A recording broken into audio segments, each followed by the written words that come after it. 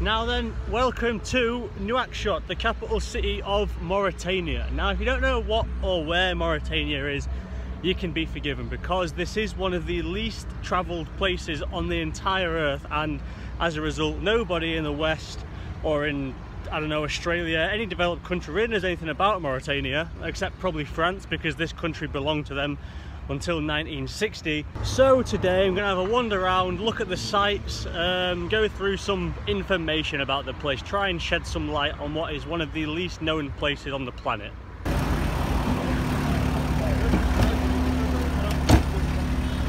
So the city I'm in now, Nouakchott, was actually built originally in 1957 as a small town to hold 15,000 people or so. Then in 1960, when Mauritania gained independence from France, Nouakchott became the capital city, and so it is one of the newest in the world. But today, the town that was built to hold 15,000 people actually has to house about 1 million. So there's a bit of a mess going on, and that's because of all the droughts in the rest of the country, and droughts affect this country a lot more than others because 90% of the land is in the Sahara Desert.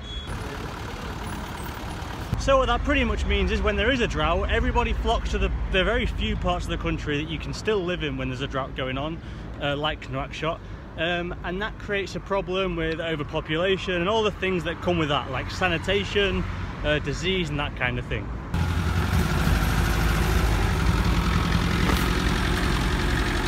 Mauritania is a dead interesting place for loads of reasons actually, and we're going to start the day here at the Mosque Saoudique, the Saudi Mosque. It is a lot shinier and newer than most things you'll see in Mauritania, or that I've seen so far, and there is good reason for that. That's because Mauritania didn't actually build it, Saudi Arabia did, hence the name. I mean, I say it's newer and shinier, but it's still a little bit broken.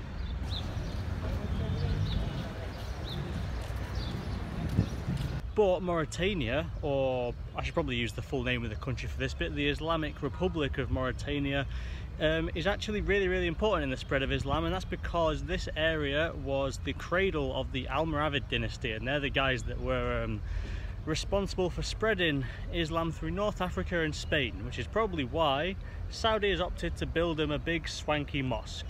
So it's pretty much thanks to the guys from this area that all North African countries are fundamentally Islamic, so I think that's pretty important.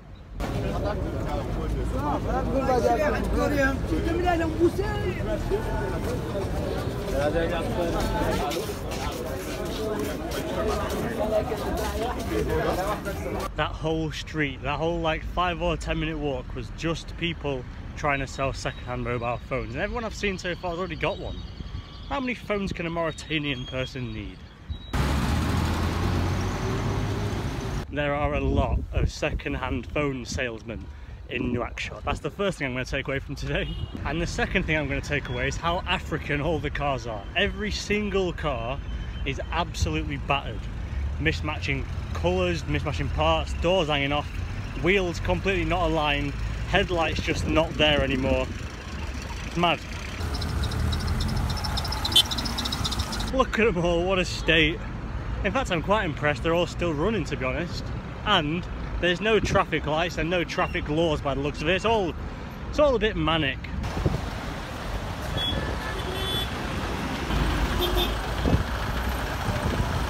Just an awful lot of beeping going on, to be honest. How about this for a bank?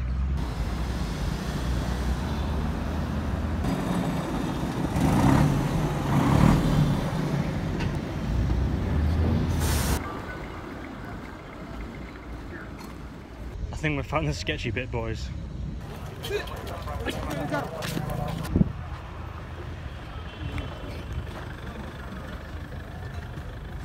This is not a nice smelling place.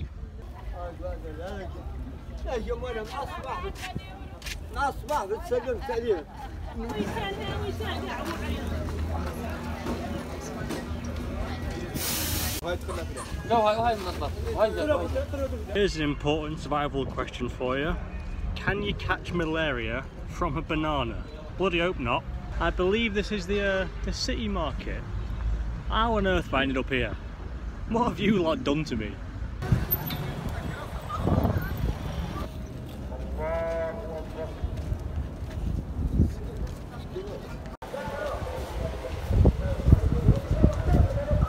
some guy's got a Michael Owen shirt on. There are so many mint photo opportunities, but it just feels a bit insensitive to whip out a big expensive camera in a place like this. But I have been able to sneak a couple.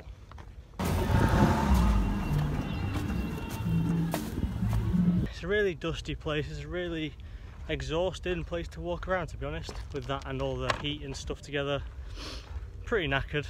The currency here is the Mauritanian ouguiya, and it looks like this. And you get about 50 of them per quid. But the interesting thing about the ouguiya is that it is one of only 2 currencies in the world that are non-decimal. So normally you've got like €1 100 cents, £1 100 pence.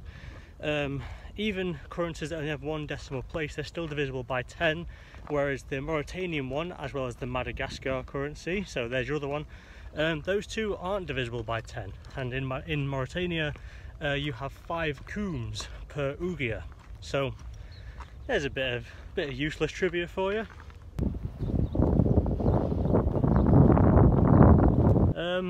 I don't know what happened to all the people and the cars, but I've ended up in the middle of nowhere apparently. Now then.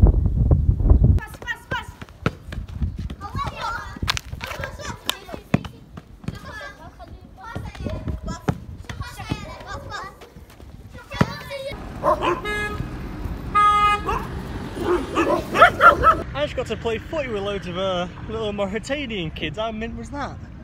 I was just walking through the dusty little part of the village. They saw me from like a mile away, obviously, sticking out like a white thumb, and just kicked a ball to me. So I kicked it back, and then we just played footy for ages. I only filmed a little bit of it, obviously, because I was too busy showing them how Grimsby Town Football Club do it, but like, we played for ages. That was mint. Isn't football just the greatest sport in the universe? Everyone plays footy. I got the impression from the way their eyes blew up with excitement that they don't really get any tourists, especially in their part of the town. But to be honest, I've not seen any of the white people the whole day either, and I've walked a lot today. We've been through the dusty bit, we've been to the busy bit, we've been to the everywhere. And now I'm going to head towards the Port de Peche, because apparently that's a pretty frantic place and a must-see while in Nouakchott, so I'm going to go and have a browse there.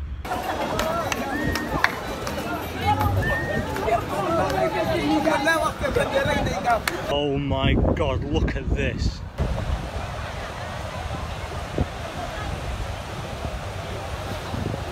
This is not what I expected to find. This is remarkable.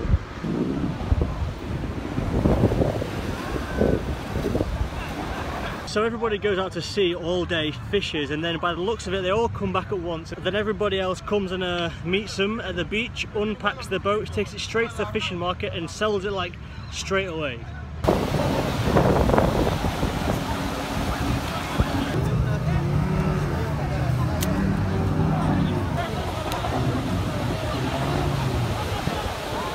There are so many people everywhere, and boats and fish and everything.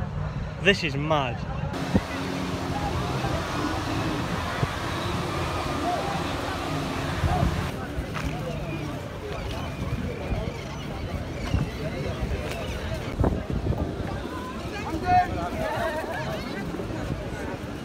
If a genie appeared now and gave me 3 wishes, I would use all 3 of them on developing a severely blocked nose. Never felt so sick in all my life. But this really is an astounding thing to experience. This is mad.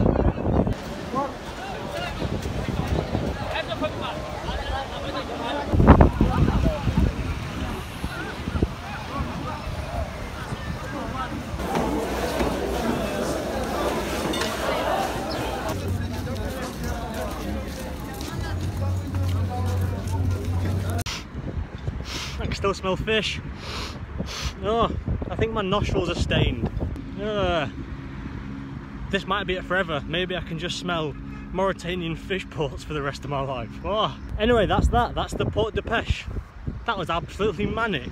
I kept getting sidetracked. I was there for ages. Loads of fishermen kept speaking to me, like the younger guys, speaking to me in Spanish or French or English or some mix of the 3. Just really welcoming people, actually, and in fact that's a big thing to take away from Nouakchott in general, is that I've had about 10 or 20 conversations today with locals in some weird makeshift language that, like, they're just really welcoming, friendly, nice. They want to like give me their phone number so I'm not stranded, that kind of thing. So once again, on a trip like this, one massive thing just take into consideration is that the people, once again, are incredible. So anyway, that just leaves me with a couple of last bits of trivia and tips and that kind of thing just to squeeze in before this video is over. When you're in Mauritania, it's a little bit confusing how much things actually cost, because I think it was 2 years ago the ouguiya dropped to 0, which means all the 500 notes now said 50 on them. Obviously everything still costs the same, but they dropped to 0 off the currency, and I think it was pretty much just to combat the currency getting too ridiculous. And the problem that causes is that because that's quite a recent change, pretty much everybody is still used to using the old amounts of money for things. So even when you're here now with the new currency in place, people will still ask you for 100 even though they mean 10, or they'll ask you for 1,000 even though they mean 100. It's all a bit confusing, but it's just something to bear in mind if you're going to be coming here. And the final bit of trivia, Mauritania was actually the last country in the world to ever abolish slavery, and in fact it's only punishable by law to enslave people as of 2007, this millennium. Anyway, it's now getting dark, as you can see.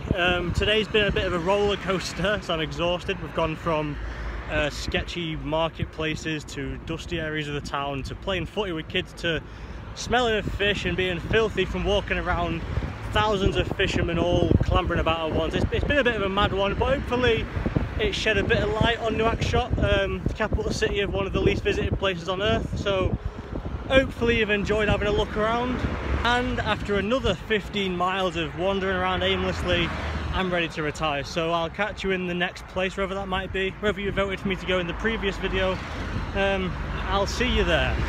See you in a bit.